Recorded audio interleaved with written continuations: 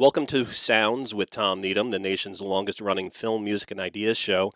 I'm your host, Tom Needham, bringing you conversations with some of the most fascinating filmmakers, musicians, and cultural influencers from around the world. Today, we are honored to have an incredible guest joining us, award winning filmmaker Andrew Abrahams, the director of the powerful new documentary Complicated, which will have its world premiere at the 2025 Slamdance Film Festival.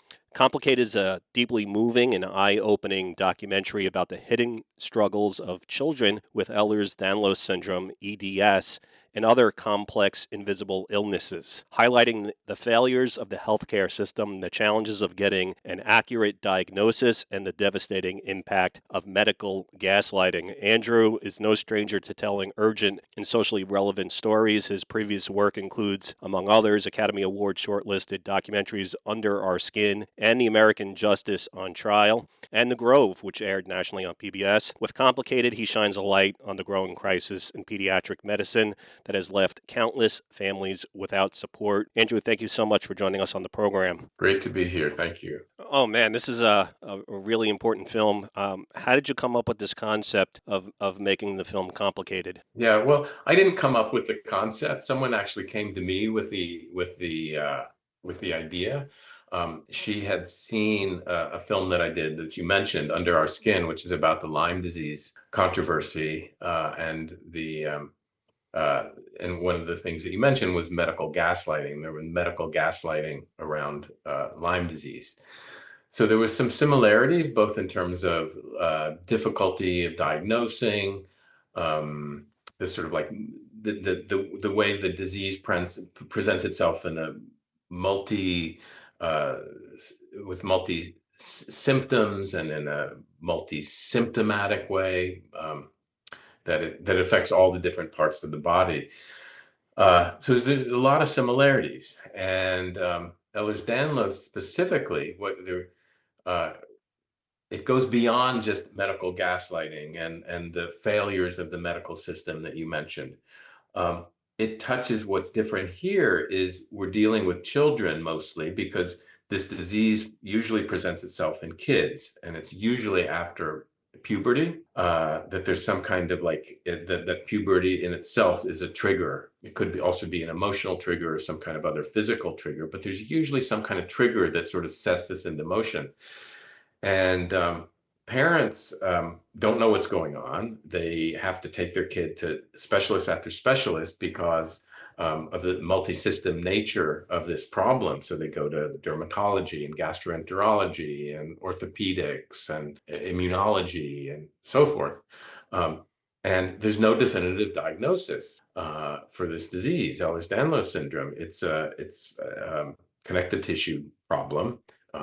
Affects all the different parts of the body.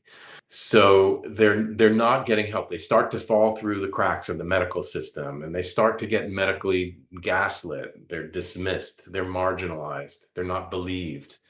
And then their parents desperately try to take them to get help, and eventually they often will land in a emergency room of a children's hospital because of something that goes wrong.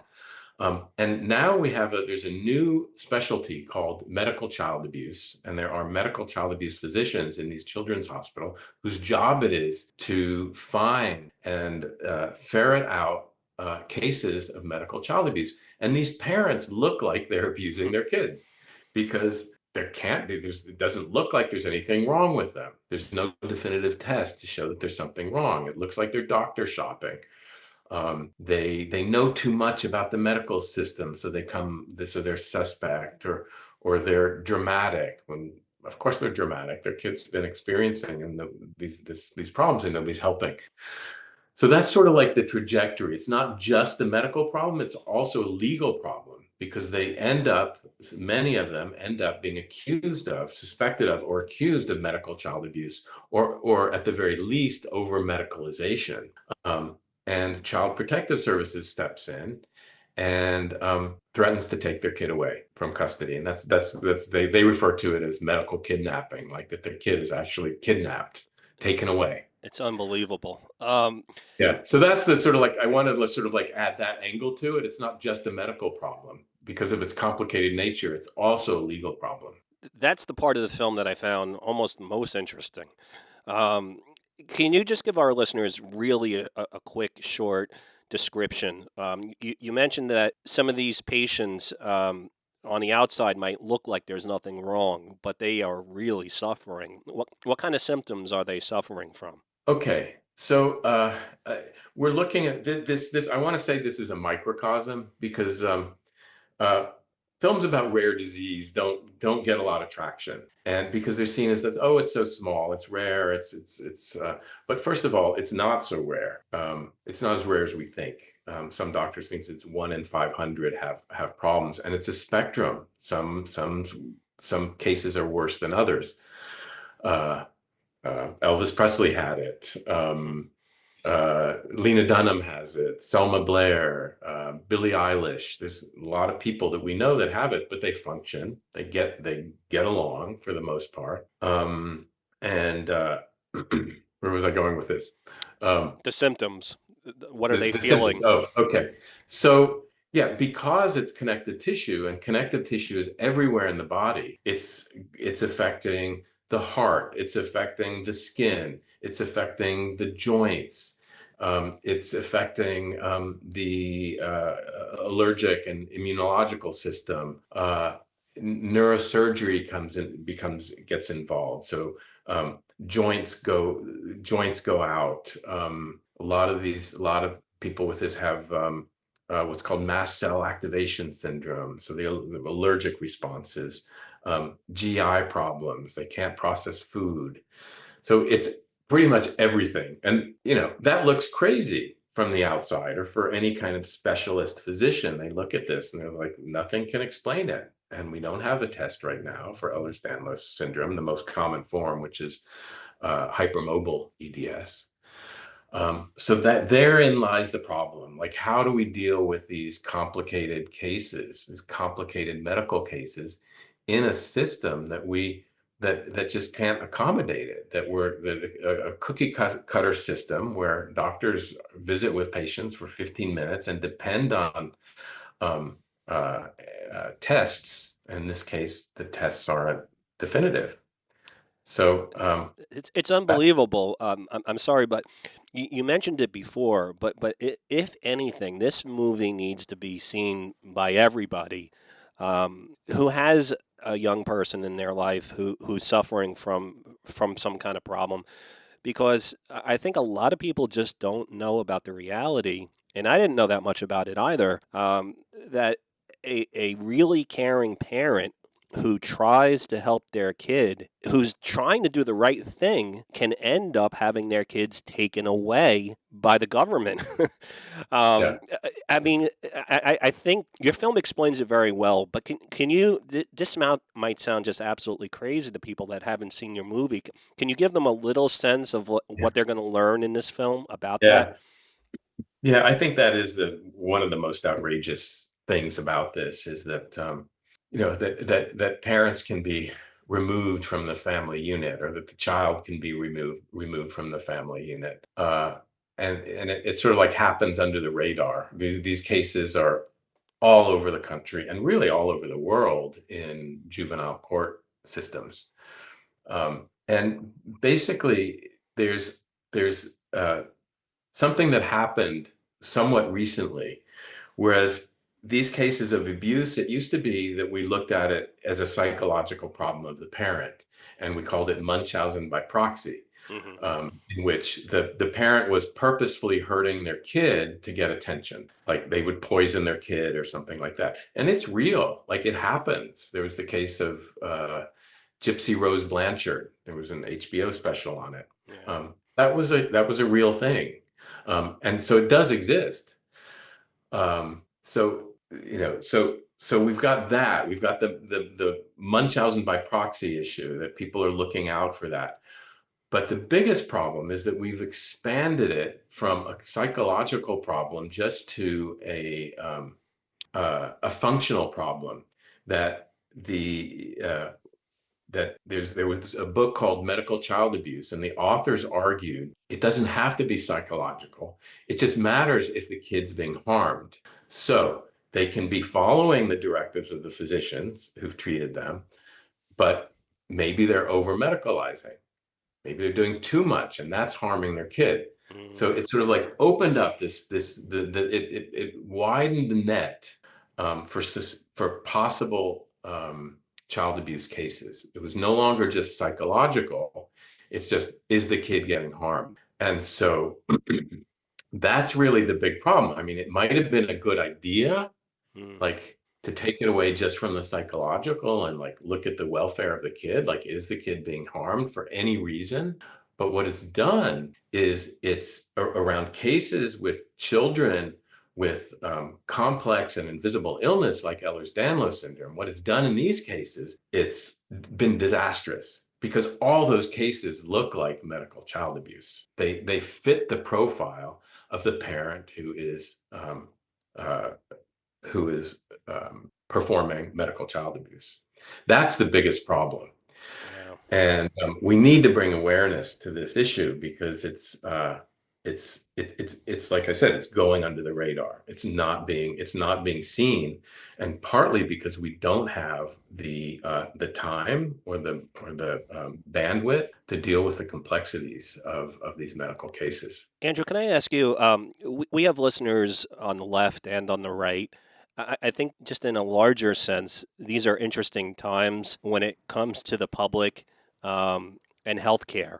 And you don't have to state your position politically. Right now, there's a whole battle going on with Robert F. Kennedy. But I've interviewed lots of filmmakers who've made films related to different medical issues, and it seems like more and more people from both sides of the spectrum are demanding more of the way our healthcare system works. And this film in particular, I think, is a very strong voice on the behalf of patients and also parents. And I was wondering if you could just speak to the larger culture right now in terms of people like yourself and others who see problems in our system, and how can a film like this help there be changes made? Uh, yeah, there's a lot in that question. I mean, one area is just the complex nature, like that we're not like that's I think at the heart of it that we don't have the ability in our systems to accommodate the kind of complexity that's involved in these medical cases and the legal cases that spring forth from them. So that's a big part of it. Whether you're on the right or the left, there's going to be things that you can sort of like attach onto on this issue. For example, it's the state that's coming down. It's the state that's coming down on families, that's taking rights from the families. So a lot of people on the right might look at this and say, this is a problem. Like this is the state Mm, interfering with families, taking away rights from the family. But you could probably look at it other ways that fairness, access to healthcare, right. and sexism in medicine, and other things that more like left-wing people might look at as being important. So I don't make it a political issue. I actually like that Robert F. Kennedy Jr. is talking about the need to help children Hmm. specifically, because this is something that starts with children, and we're neglecting. This is a case in point of how children are being neglected in medicine. And a lot of the medical issues and medical complications that come about, they're being exacerbated by what we eat, by our environment, pollutants in our environment. And these are things that he's bringing forth. So there's so much in this. There's so much to tease out of the issues that actually come up in this film, which is one of the things that make it complicated, but it's also one of the things that for me make it incredibly interesting. And the film is really interesting, and it's really it's an emotional film. We don't really have time to get into the individual stories, but I would say that you really had the trust of the people who share their lives in this film, and it's very It's very, very moving, and I want to highly recommend Complicated to our listeners. Where's the best place for people to go online to learn about upcoming screenings and information Yeah. about this movie? That would be complicatedthemovie.com, and that's the website. And we're also on social media. The handle is also Complicated the Movie. And we have a sign up an email list and you can sign up for and get information. But that's the best place. Probably the website is the best place to start. Well, Andrew, you really did it. The movie is complicated. That's the name of it. But there's a lot of important issues addressed in this movie, and this is one that I really insist our listeners go and check out because this is too important to miss. Andrew, thank you so much for joining us on the program. Thank you. Appreciate it. Recording stopped. Thank you so much, Tom. Appreciate you. All right, thank you. Yeah, I wish we had longer. You had some great questions. Yeah, anytime you'd like to come back on, you're always welcome. Thank you. Okay, great.